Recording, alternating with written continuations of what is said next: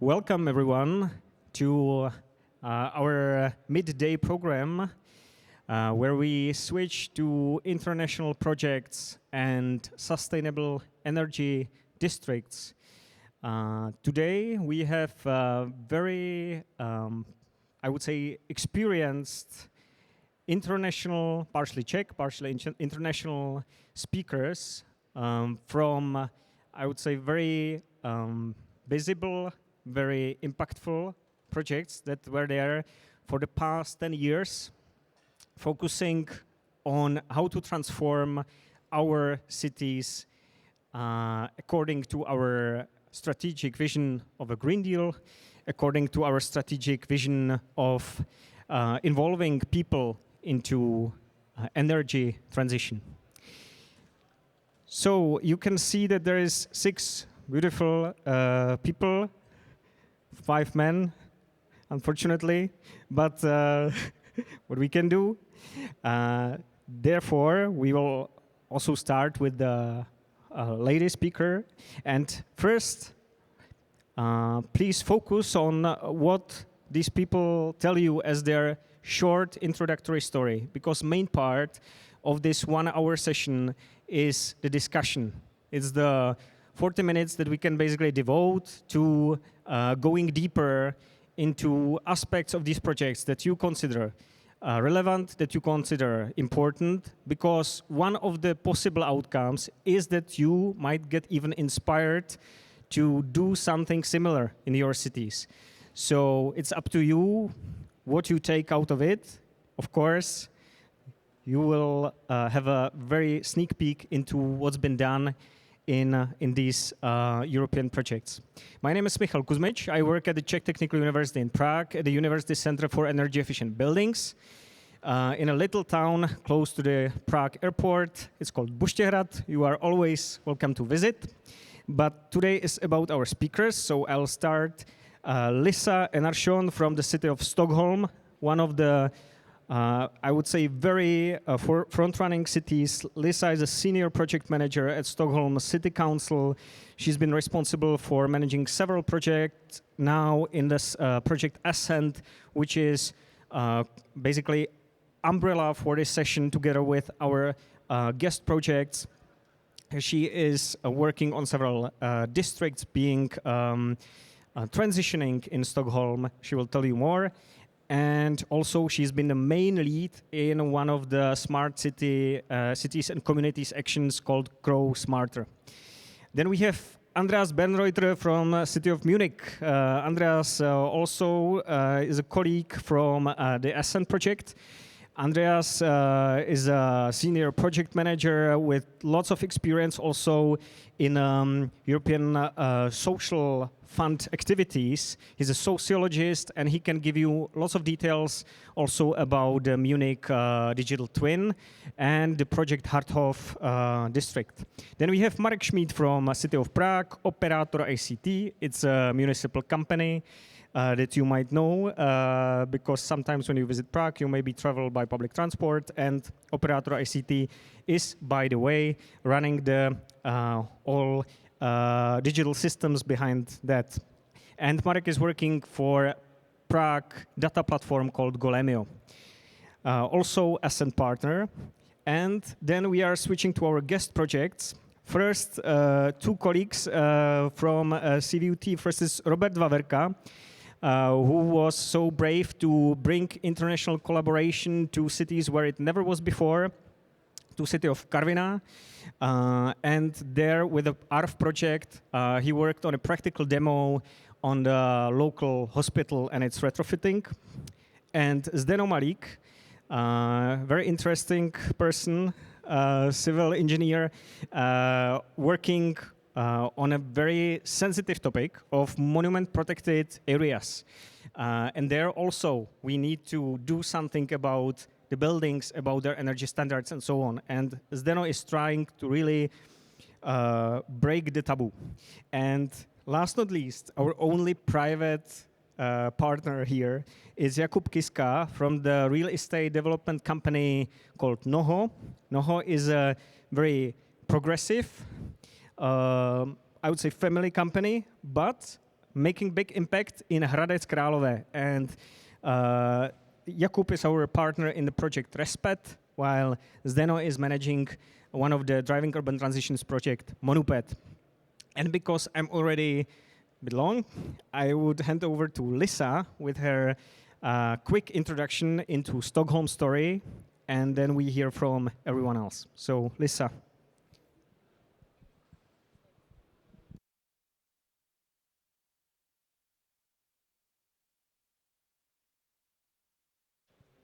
Will change. Okay. Thank you. And do I have a clicker?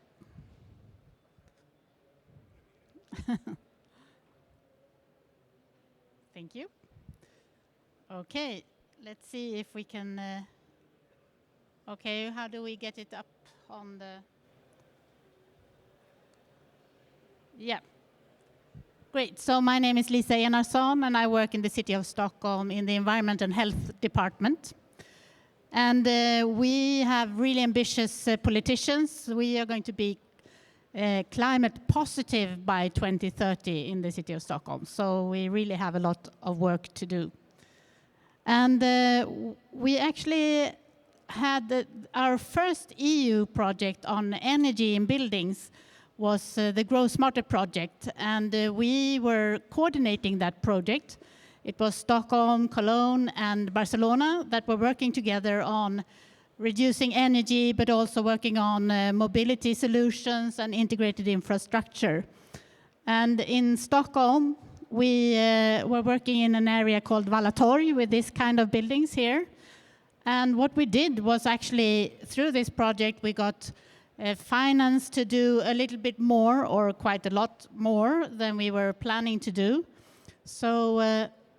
And it was not rocket science. We were looking at the whole system in the building, the insulation. We actually put in 4 glass windows, which were really efficient, but maybe too efficient, because when it was winter, you couldn't see out because you got frost on the outside.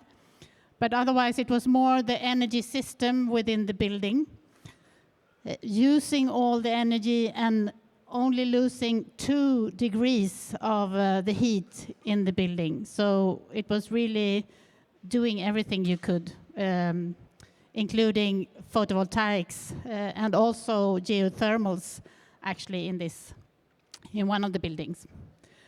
And that was our municipal company, Stockholmshem, that was doing all these activities.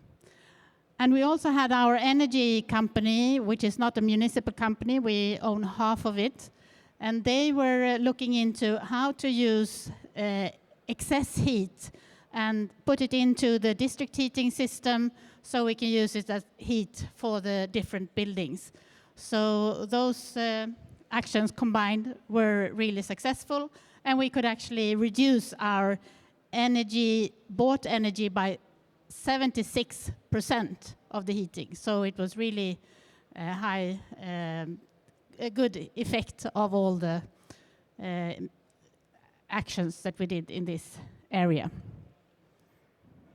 So that was a Grow Smarter project, and we were coordinating it and also had a good experience with the other cities and good exchange with the other cities. So from that, we have also gone into another project, the Ascend project that Michael told you about. And here we are more like a knowledge exchange partner. And we have been working in the Royal Seaport. My colleagues in front here knows a lot more about it if you want to speak about the details. And there we have actually done a plus energy house, but we realized that one house is not enough to get a positive energy district. You need to work on a larger scale. So now we're looking into the plans for a new area, which is called Loudden. And there we are fortunate because we have a lot of caves under the whole area. And we're thinking of how are we going to use those? Maybe we can have them as a storage. And we haven't really decided in what way yet. Should it be the sand or water or battery that is the storage? But we're doing a lot of investigations about that. And that has also been possible thanks to different EU projects. First, the Cities for Pets, and now also through the Ascend project, we get the possibility to do investigations. And yeah, or I was also going to say the other picture under here, then we also have the energy company with the district heating, and they're looking into having a low energy system in this area. So using the excess heat from the district heating in the rest of the city, coming into Lund, then using the last part with a lower degree on the heating. So that's also very energy efficient, using all the energy. And lastly, I wanted to point out the energy community in Hammarby Sjöstad. That's a civil society organization that has started up an energy community. They have gathered the condominiums in this area, working together on different energy solutions. And they have been implementing photovoltaics and geothermals and so on. And now they're looking into what if we could share all this energy in between each other and then make like a microgrid within the area, not connecting to the big system, and not or making it more possible for the big system to give energy to other parts, and then connecting with it, and sharing energy when there's more in the microgrid, and then using energy from the bigger system when it's needed. But that's not in place yet. You can see it looks very perfect here, but that's a dream. So we're also through different energy projects and EU funding trying to figure out how this is going to be possible in the future. So thank you.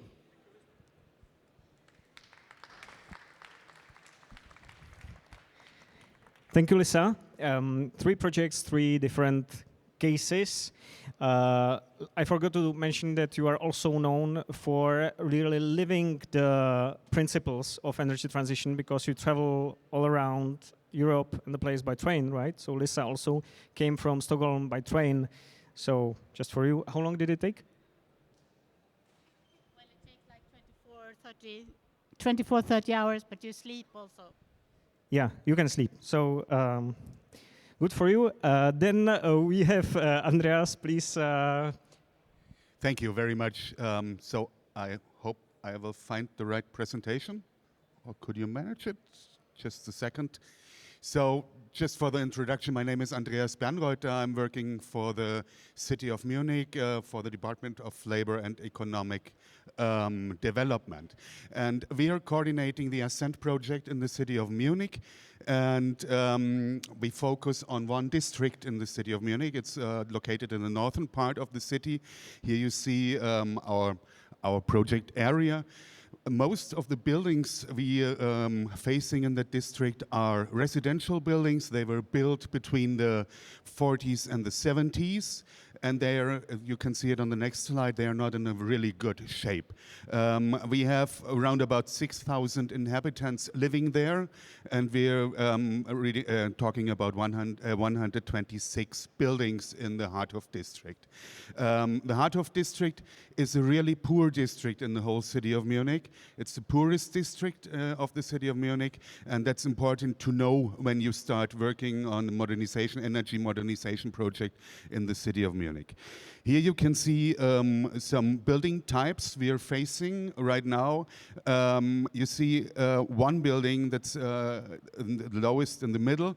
This is also retrofitted, but the other buildings are not touched after they were built.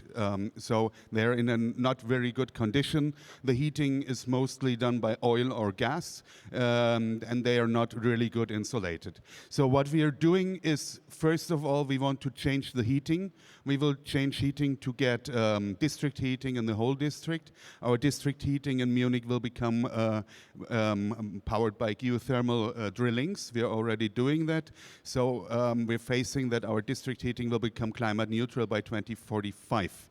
The next topic we try to do is to produce as much energy as possible. We will implement photovoltaics on the rooftops, also on the facades, and we will try to engage the citizens to build up energy communities. It's not so easy by German law to build up energy communities like in other European countries, but we found a way how we can do it. And the last thing is the retrofitting procedure of the buildings. It's really expensive. We calculated it for the whole district, and we come out by a amount of 500 million euros for just one district. We talk about 100 similar districts in Munich, so you can calculate on your own how much money you need to reach the climate goals. We want to become climate neutral for the whole city of Munich by 2035. And how are we doing this? Because the session has a focus on digital twin. We are working with a digital twin inside the city of Munich. We developed it since 2018 and have right now a really, really big database for the digital twin, and we have possibilities to simulate, to calculate, and to do simulations with that databases. And here you can see one thing we did. It's not a computer game. It's a simulation in level of detail 3. Level of detail 3 means that you can see all the balconies, all the chimneys on the buildings. And here in the picture you see the tenant electricity model, which is mounted on the rooftops. You can also see the PV facade on the building. It's already installed since 3 weeks. And you see the green building here. The green building, the rooftop of that green building, it's a garage for cars. And the rooftop of this garage should become an energy community. So this is what we are doing in Munich right now, and we are really happy to have the whole district in level of detail 3, so that we can use it for planning, for discussions with citizens, and so on. And that's all for the introduction. Thank you, everyone. And the mic is working? Thanks. Andreas, you mentioned very familiar words like buildings are in a bad shape, it's a low-income neighborhood, everything is expensive and so on. I think this can resonate with what we hear often at the beginning of the projects here, but it's very nice to see how you move from this starting point to some meaningful impact. So we will discuss that very soon, but now Marek from Prague. Thank you. I don't want to stand in front of you. So I ask for presentation, please.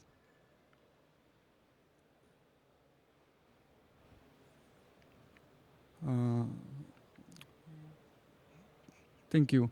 So I represent OICT, company responsible for ICT solution and smart city solution in Prague, but in the project we represent Prague as a whole. I would like to introduce our site. Next slide, please. Oh, okay, it's here. Sorry. So it's located in Dolní Počernice, and it's composed of 3 zones. There is a school and Project 1 and Project 2. What is interesting is Project 1 is built as a standard construction, and Project 2 is planned under the PED standards. So this allows for a rare comparison, actually, to express what does it mean to make a district energy positive. And lots of people is waiting for those numbers, and I think this interest, it's not only in Czech Republic, but even European-wide. So before I move to my beloved digital tools, I would like to highlight one thing which sort of happened in project, that City of Prague, and I am very proud of that, managed to elevate the PED principles to business as usual scenario. So it doesn't remain as a merely academic exercise, but all the stakeholders somehow managed to agree, and they are really trying to push the PED standards to real construction process, and I'm very proud of that. And during that, we already learned many lessons which will prevail in Prague long after the Ascent European projects will be already over. And I hope the same is true for our digital tools. So we have 3 main deliverables. First is a city energy analyst, which is a early stage design simulation tool, which we already built it in standard workflows of IPR, the Planning Institute in Prague. The other thing is a photovoltaic analytics, where we merge together the data on the energy as it is produced, but also as it is consumed in the same building. I think the next step could be towards the energy communities.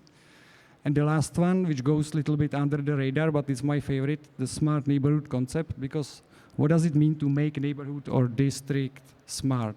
Everybody wants it, but it's nowhere to be coined. So we managed to build this conceptual document, and it became a part of IPR sustainable district policy, which is part of official Prague strategy. So somehow this ascent deliverable is already part of the official Prague strategy. Yeah, please applause for Marek. Actually, I just wanted to test. Have you ever heard the PED? What the PED means? Have you heard it before? Because Marek used it once throughout his speech. Can you raise your hand who heard it before? Not so bad, actually. It's a positive energy district.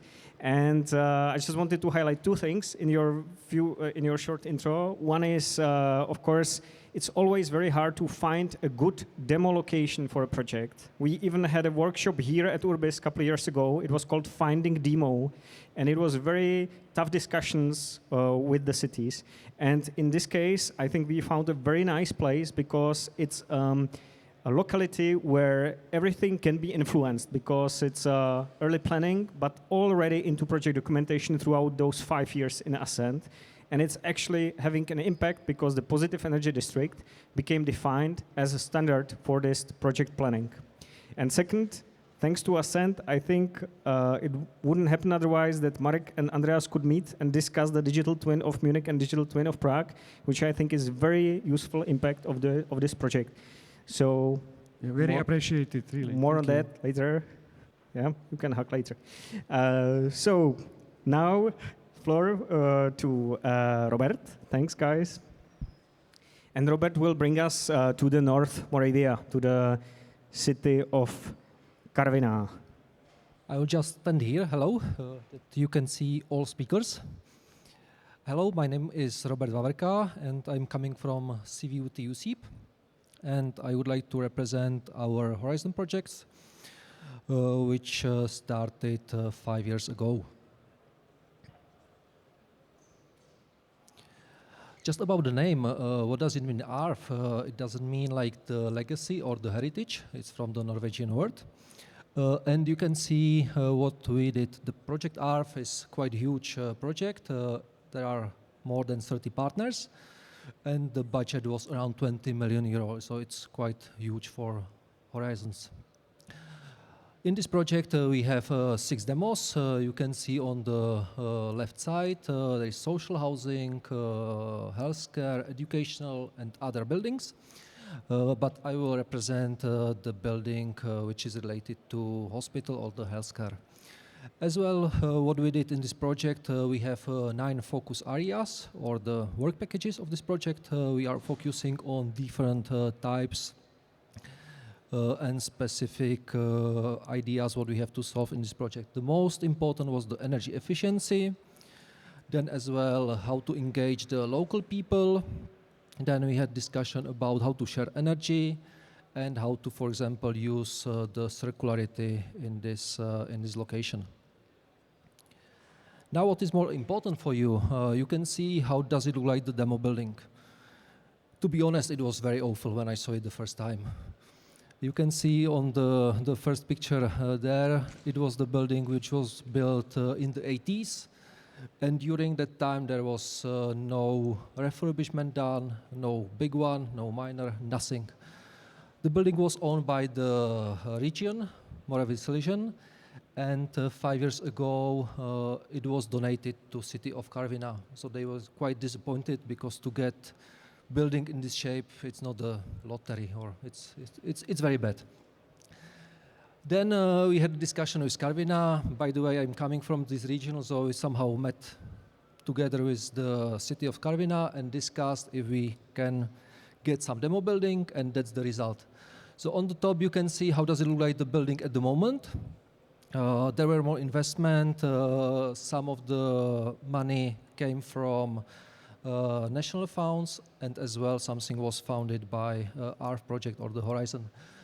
The budget, what was allocated for Karviné, it was mostly for the building envelope. You can see it's much better, but the ARF project brings some innovations into the building. As you can see, there are charging stations, green roof, swappable facade panels. We have as well like very low budget, so we would like to try some solutions like small scale pilot.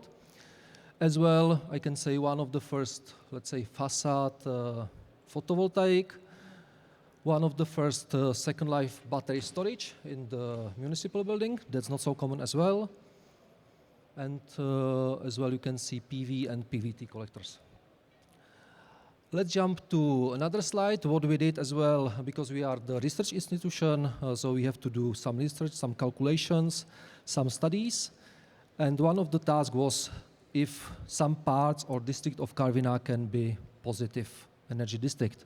It was discussed already before. You can see our approach, that we selected some location which will be the best one, the most suitable from 5 of them. And at the end, you can see the picture that it was possible, but of course we have to have a mixture of the buildings. The core buildings were owned by the municipal buildings, and we add as well some other buildings which were owned by private sector.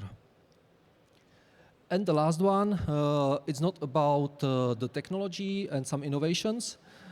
Our scope or our target was to work with the people as well. In our demo, it was the young people, and we established the living lab when we had some workshops. It was focused on energy, sustainability, and post-industrial landscape. So I will talk later about it. Thank you, Robert. Yeah.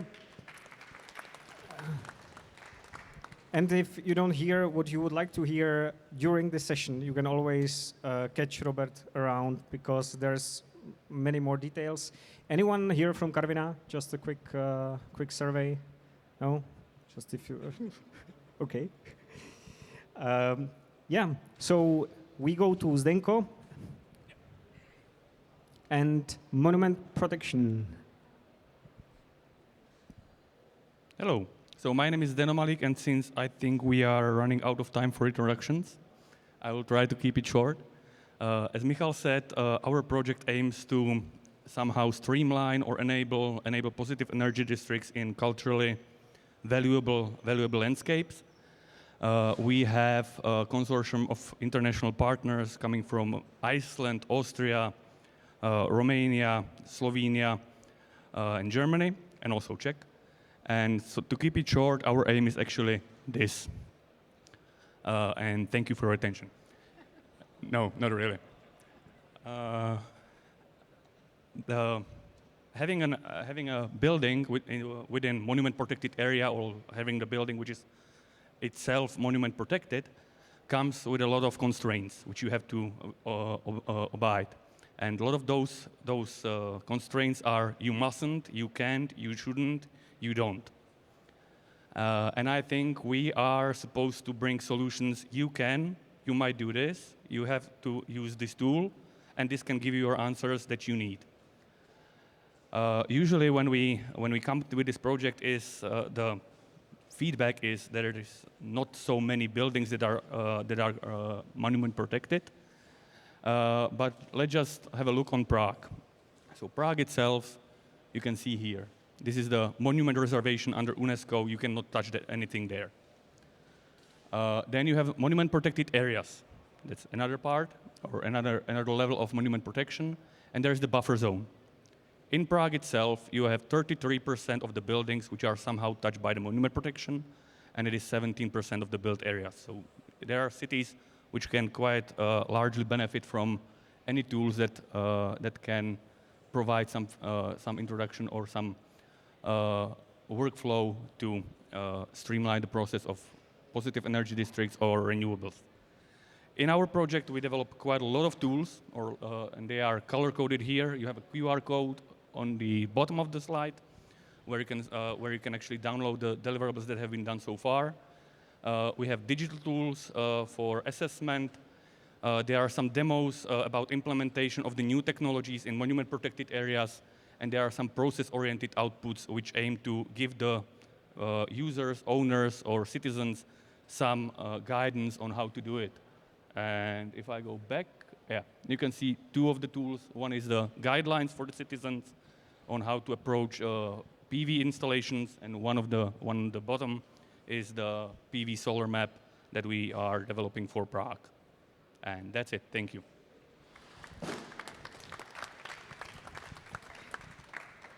That's it only for now, but thank you, Zdenko. I think the common word for many of you is also digital tools and work with data, data as a key input. And now for something completely different, perhaps more on the business side, I don't know, Jakub, please introduce NOHO.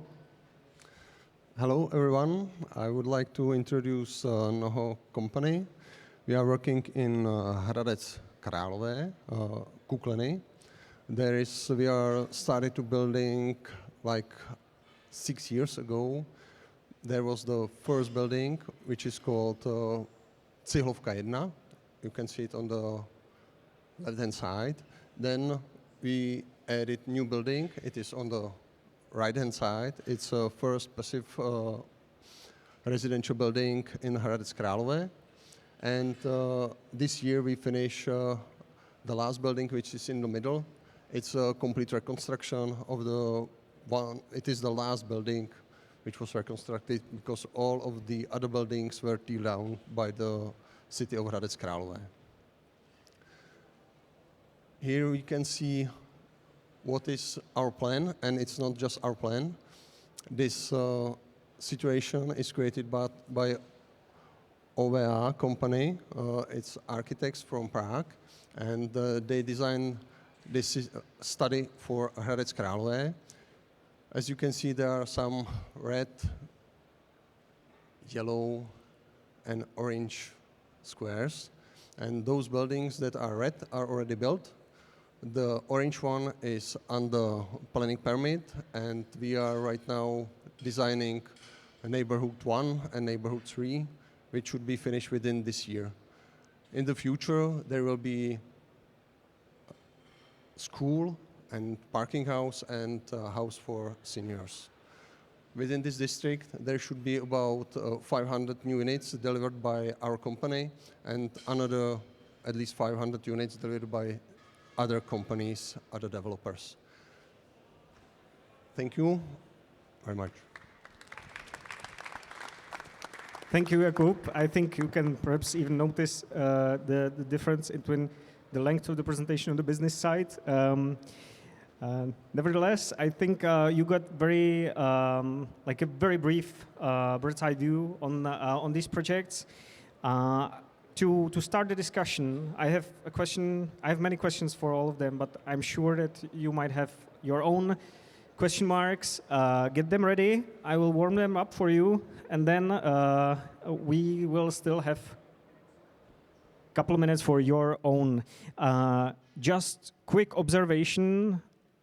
For this kind of project where you integrate lots of new trends, technologies, where you go beyond the business as usual in the construction, retrofit, energy, testing new second life technologies, integrated PV, energy community setups with microgrid and so on, you need qualified people.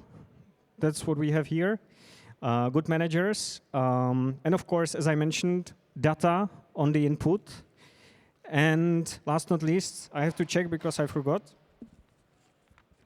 The process. The process, because to start with one demo project, it's perhaps easier than to make it into a routine, into a practice. And now what we are trying to do when we finish these projects is to work with the cities, with the public entities in their routine to really incorporate integrated energy planning, master planning, and so on. And for that, you also need the digital tools. So that would be the opener for the discussion. And also, I wanted to invite you tomorrow, if you are from the public sector, we have a morning session in Sál Morava. It's called Kvalitní veřejná výstavba. high-quality public construction projects. We will have speakers from smaller municipalities, so you can relate to them perhaps.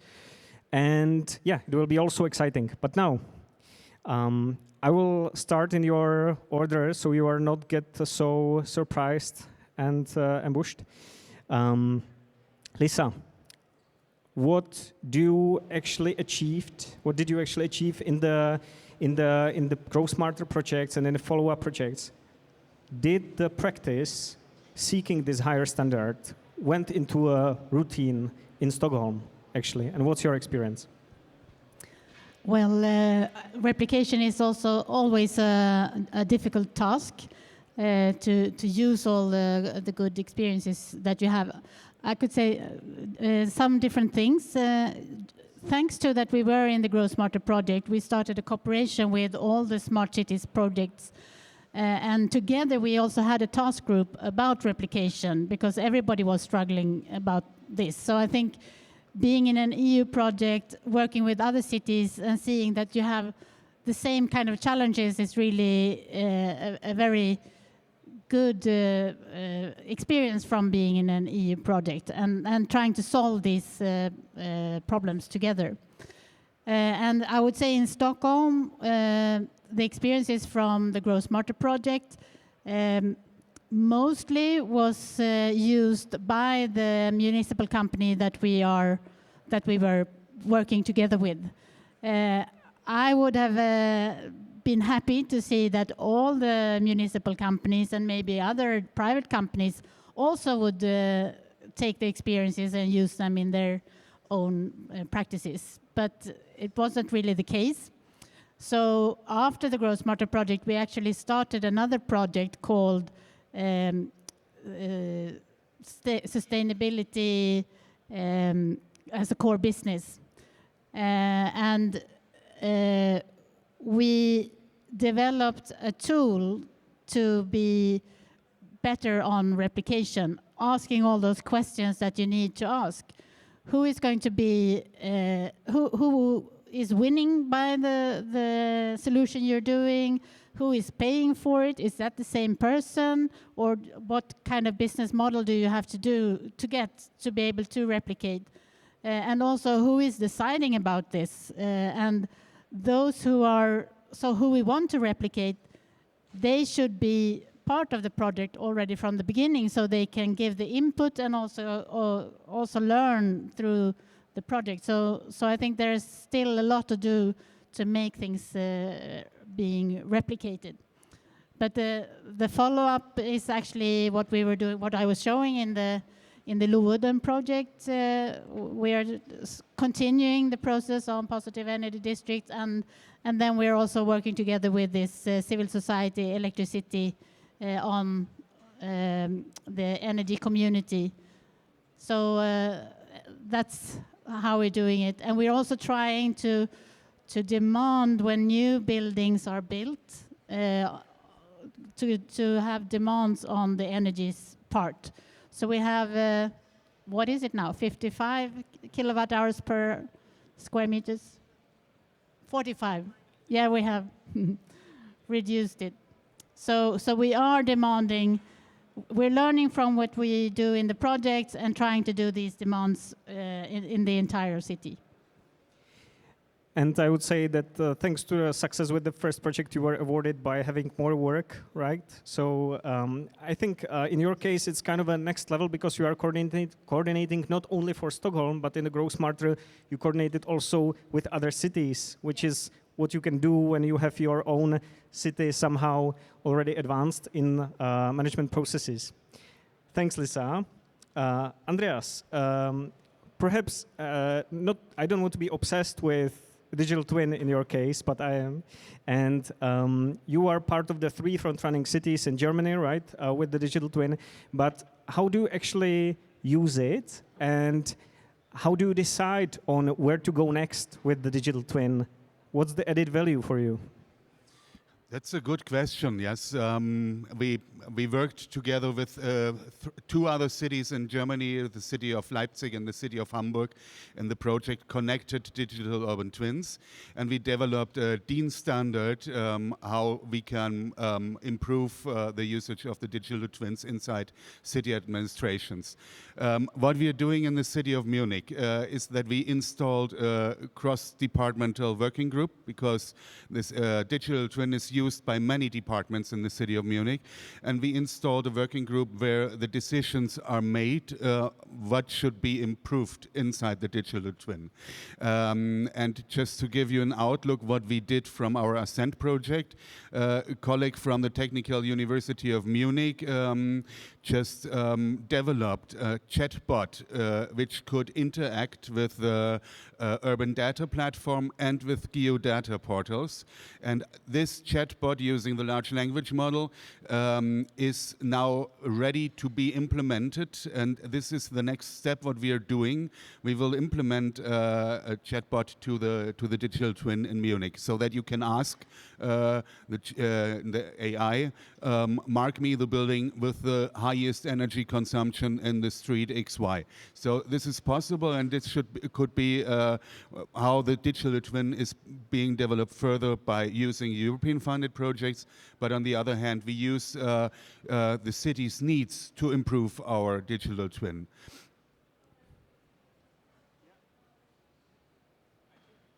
Yeah, I think it shows one of the strengths that you have in Munich, that I saw, that you actually are in touch with the people, also locally in the district. And by repeating still and still what you are actually doing in Harthof, in other districts, you can actually raise more interest in doing this kind of retrofit projects. And that's another way how to kind of snowball the effect of the projects. So lots of communication. And if you mention chatbot, I understand it's not just a toy for you, but it serves this purpose.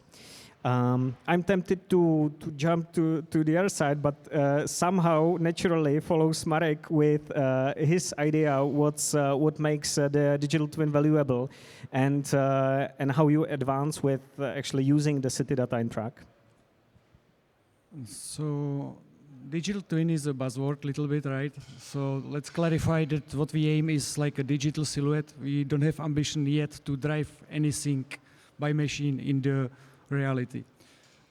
So we focused on this simulation features and functionality, because basically if you imagine like microclimate model, it's very long code in C++ usually, not very accessible to clerk in the town hall or urban planner in APR.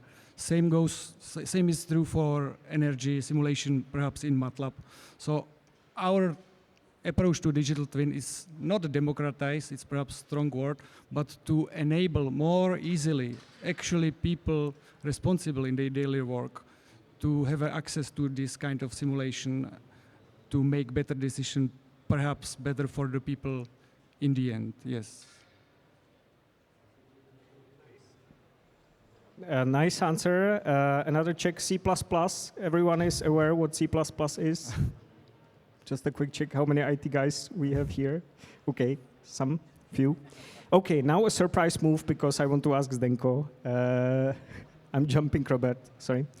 Zdenko, you hear about many tools being developed. Of course, now the possibility to develop new programs is endless. So you have a specific use case with the monument protection, but you go beyond that.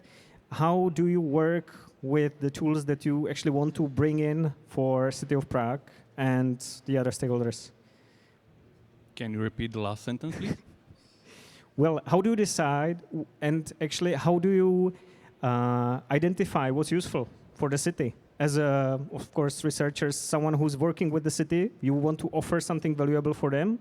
So which tools do you basically prioritize? So basically, when we are trying to identify tools, we are trying to solve a problem that we are facing. That's the best start. And then the selection comes quite naturally.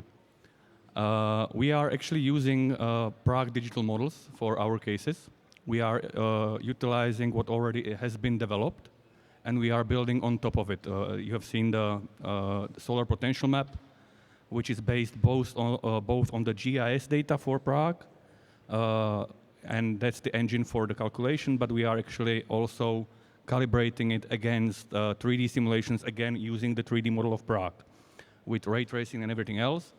But the aim is to avoid the simulation part and just give faster results to the people responsible and making the decisions, I don't know, identifying hotspots, where to deploy capital for innovations or renewable energy. So, yeah. Basically, you are developing tools to be so simple that people are almost not noticing that they are using any for simulation. We are condensing the simulation into the results. Okay. And you are also do some real-life testing in living labs, right? Yes.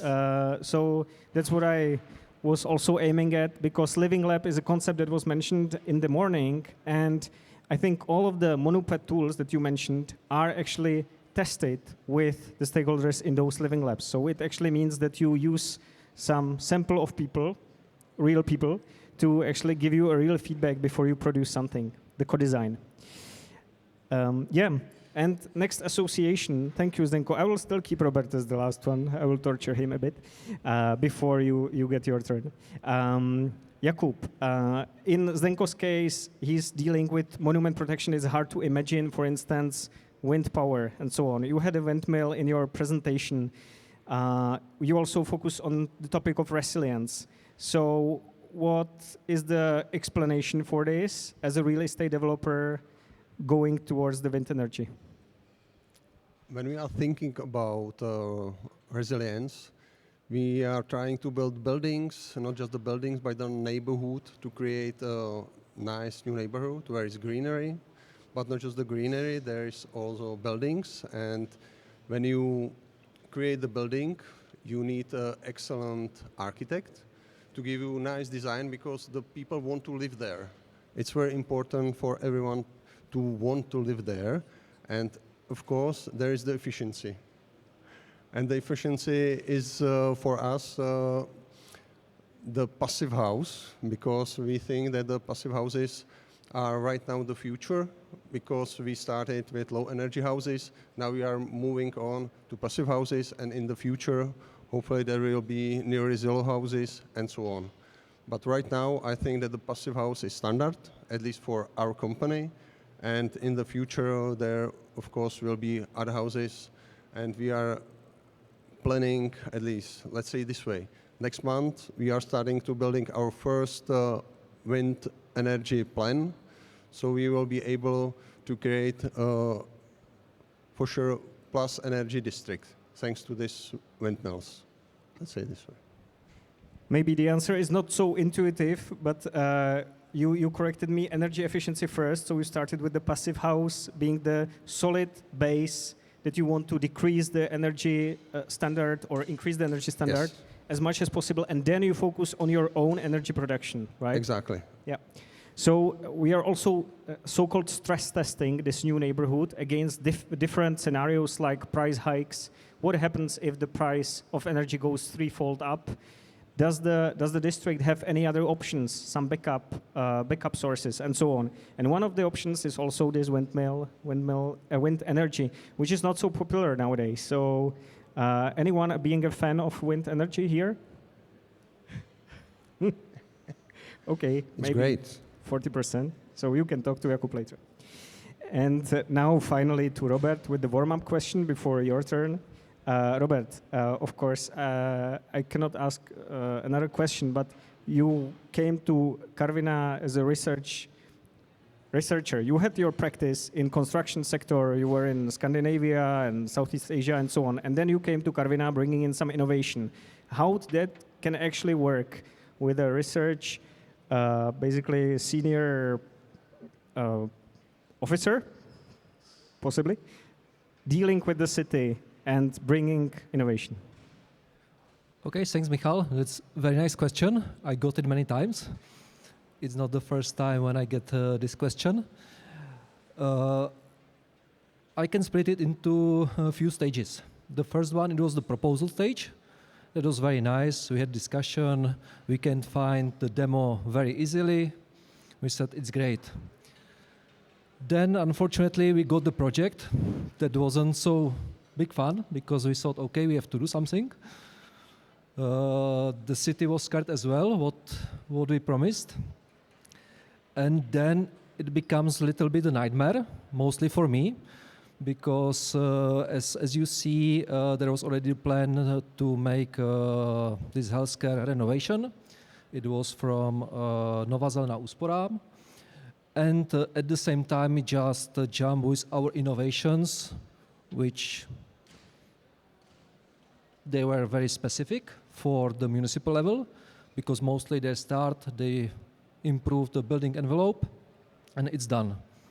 And now we said, okay, we would like to build like a living lab, small-scale pilots, as you see the PV on the facade, second life battery, and they becoming very, very nervous. What's going on? If we can manage to have the deadlines on time, everything. So you see that I lost a lot of hair during this 4 years time or 5 years time period. So that was complicated. But at the end, we had a lot of discussions, a lot of sessions, and that was the most important to discuss, to explain how it will look like. And finally, we somehow completed the demo. And yeah, that's all. That's the story. Sounds simple in the end, but as you said, of course, I knew you at the beginning of the project, and I see the change. I think you look very good still, Robert. But anyway, it's sometimes when you write a proposal, it's necessary to expect that it might be supported. And in the end, in the city, there needs to be someone who actually arranges all the implementation with your technical partners, such as the university. In this case, we got even more interconnected with the city thanks to Robert, and managed also some of the construction activities very in tight cooperation with the city. So anything for innovation almost, right? Now, I'm sure there are many question marks. Everything might not be so shiny as it looks here. By the way, who of you ever heard about any of these projects before? Okay, I see people that I know. Okay, so basically, here you see. I think directly we have one topic, which is mainstreaming the information about results of these projects, because they bring in lots of experience in the real-life environment. Don't be afraid. You can raise your own questions. We still have like 8-9 minutes. So is there someone who is thinking already about your own project, or you have your own experience that is perhaps in direct contradiction to any of these experiences?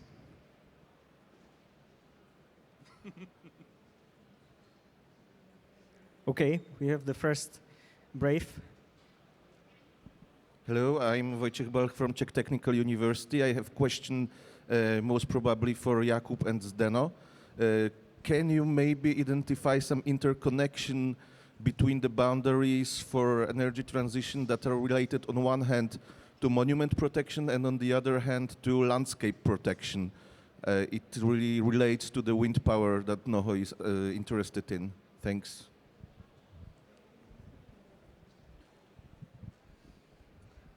So you want to know what is harder, or what are you asking? Common factors. So yes, there are some common factors. For example, the planning permit process is quite similar, but even when we are developing our projects, we are communicating with the local people. It's important to interact with local people and ask them, let's say, what they want. We always bring some offer and show them and try to explain everything, because there is a lot of buzzwords and other things that, let's say, are not true, that are communicating during some media, and we are trying to explain everything. It's important. Everyone has the right to decide, and it's up to every person how they decide. but they need to have the right arguments and the real experience, let's say this way. When you fear something, then you will always fear, but when you explain to people how it really works, then sometimes you can break the fear of the people.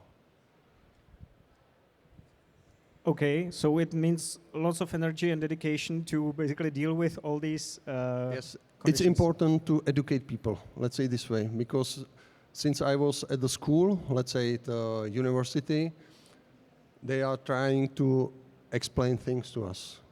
So it's up on us to explain all the things to others. No one else will do it, it's just us. That sounds very philosophical for a business company guy. Thanks, Jakub.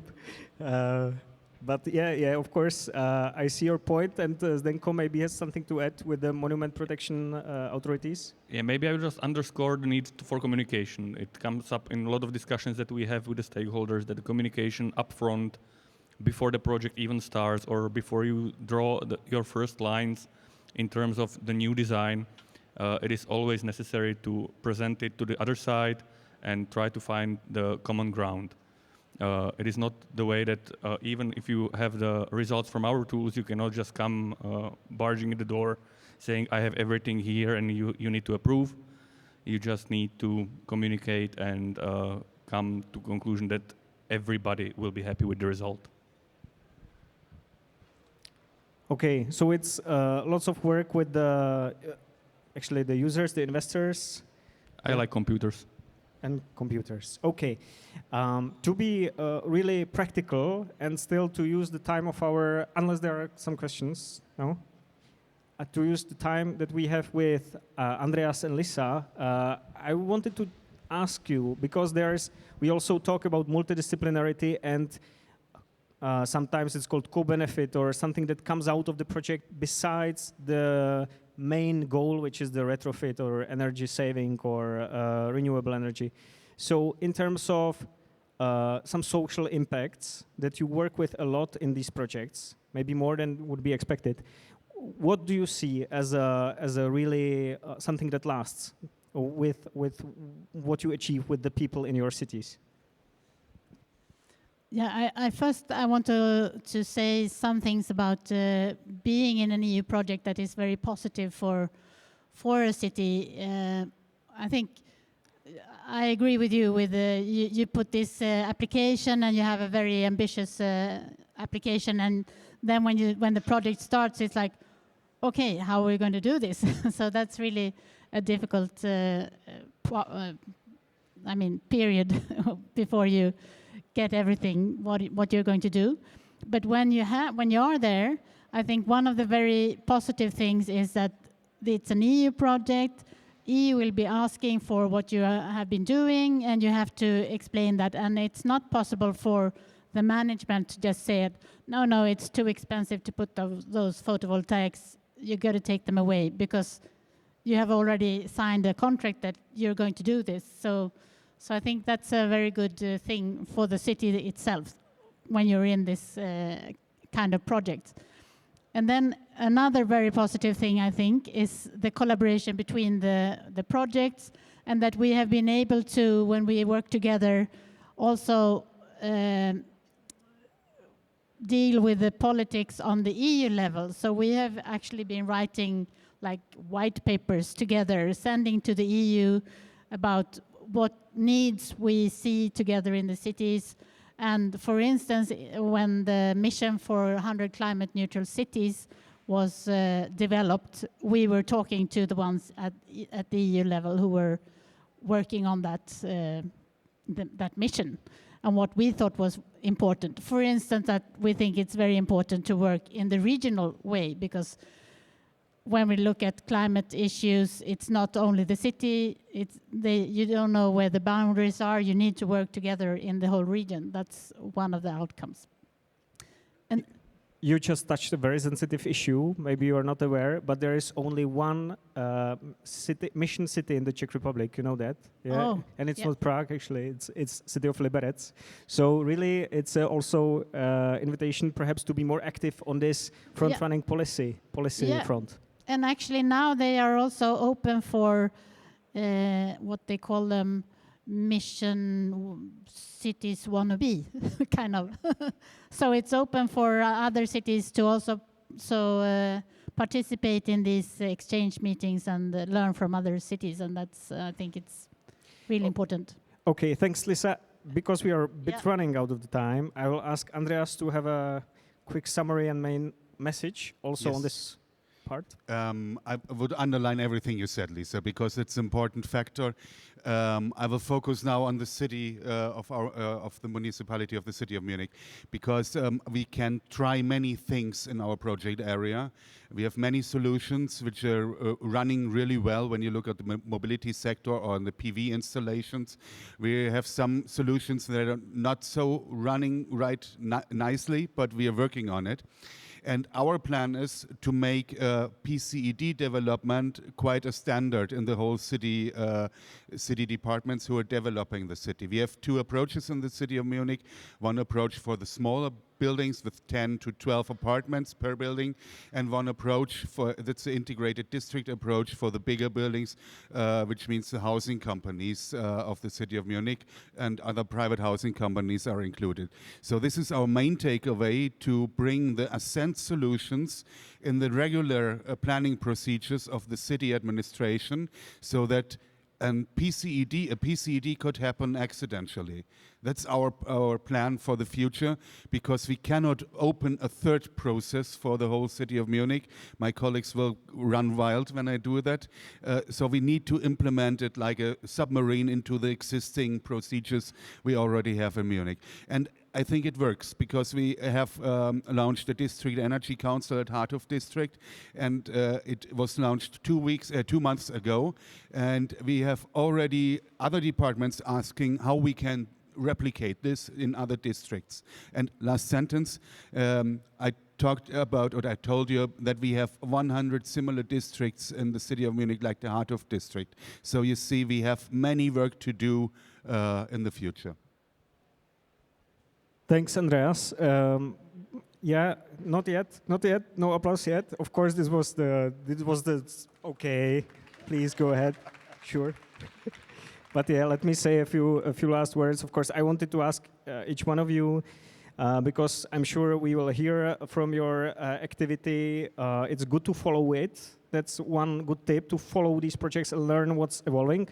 And we will hear from you. I wanted to ask you, what will be your next big achievement in, what you ask in the interviews.